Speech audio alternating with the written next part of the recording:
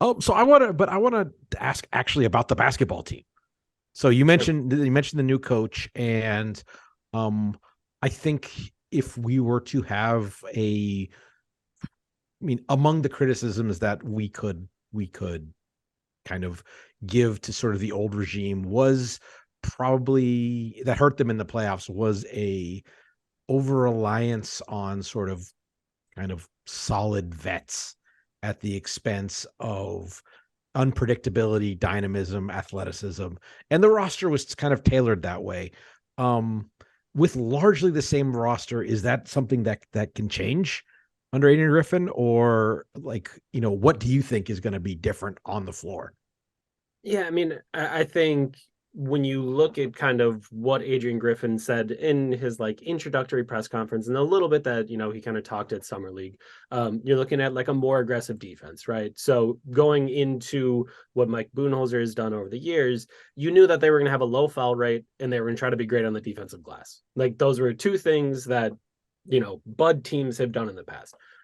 We don't know what an Adrian Griffin team's going to do. We know what a Nick Nurse team did while Adrian Griffin was the assistant. But we don't know exactly what Adrian Griffin's going to do. But I would think when you're looking at the defense, it's going to be, trying to force some more turnovers, trying to get back out on the run. The Bucks have the greatest transition weapon in the history of the game and didn't end up getting out in transition a whole lot last year. Like those are things that they can kind of do. Like they were a good semi-transition team. They shot threes quickly at the start of possessions, but getting back out on the run, I think, is one thing that you can look at. And I would say you're looking at like the top six of the roster remains the same from the 2021 championship team, right? Giannis, Chris, Drew, Brooke, plus Bobby and Pat off the bench. Those six remain the same. I think where things can maybe potentially change a little bit is like they have a guy in Marjan Beauchamp that they spent a first round pick on last year. They have a guy in Andre Jackson Jr. who they're very excited about, dynamite athlete, and someone that kind of slipped into the start of the second round where they traded for number 36. So I think there is still that veteran core if you want it there. Like they could lean on Grayson Allen. They signed up Jay Crowder again. Like you could lean on those things, or you can lean into some of the athleticism of the young guys, some of the unknown that might be there. So I do think, for the first time, those things exist. It's just a matter of is the lineup that has been built philosophically, the roster that's been built philosophically, going to be coached in that same way? Is a greater emphasis going to be placed on player development and trusting those young guys in trying to, as we've seen the Raptors that Adrian Griffin came from and the Miami Heat that have beaten the Bucks twice here in the last couple of years in the postseason, they have hit on some of those, undrafted guys that Rangy they athletes that can come off the bench and cause disruption. And that's the thing it that the Bucks have missed for the correct. last 3 years. I mean, even the title year, they were Right. missing it. It's just that Giannis was overwhelming. And so, I mean, in my opinion, they have to lean into that, especially Beauchamp, who I think can be a top rotation piece for them, and ought to be maybe this year, with the time now in coming up on training camp and being injury free.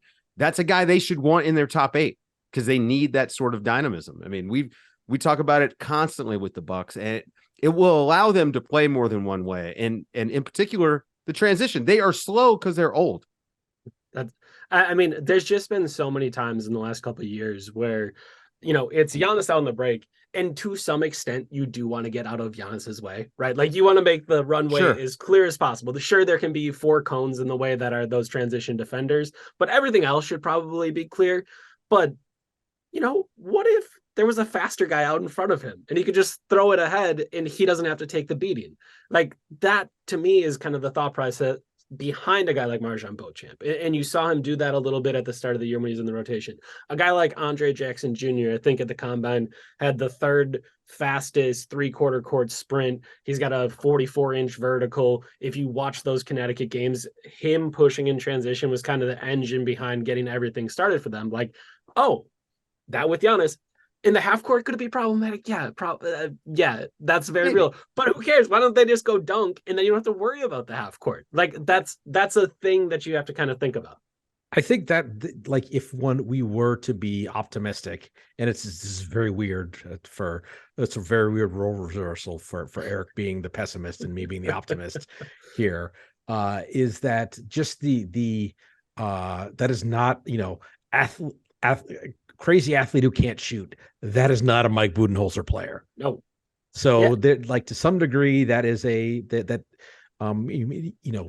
not just, well, he's the best player available, so we're going to take him, but we're actually going to trade up to select this player, does indicate at least an understanding that there has to be a philosophical change. Because I mean, who you've gotten in the last couple of years in the playoff, you gotten your ass kicked by Jason Tatum and Jimmy Butler, because that's everyone in the league kind of has a hole of that, like that mid-sized athlete on their roster, and they've sort of soldiered on with the Jay Crowders and Wes Matthews of the world, and that's gotten them where it's gotten them. I think Wes Matthews has given them as much or more than you could have reasonably expected, but that's still grading by a certain curve. That's not, it's not okay. You're going to roll him out there and say, okay, that guy, that Jimmy Butler guy, you got him. That Jason Tatum, you got him. And how do you feel about that? And the answer is not very good. And that's not to say like the whole roster has, added a ton of athletic juice, right? Like that's not to say the whole thing is different. But two guys as opposed to zero, no one that was in Right. the rotation and playing is noticeable. That is something. Like you can still do the old reliable stuff, right? Like you can still count on Giannis and Chris and Drew and Pat and Brooke and Bobby Portis. Like all that's great, but like also there's two guys that are either going to be in the rotation or on the fringe of the rotation and have a chance to, just give a little something different. And that's just like, if you're talking about counter punches the Bucks could throw in the past, it was like, oh, well, PJ Tucker's here, we can kind of switch more. Well, okay, yeah, but like it's still the same kind of professionalism and the same type of like older player that's just going to like kind of get through, not like dynamic athleticism. Well, it's predictability versus variability. That's right. Exactly. And that's been the sort of thorn in their side.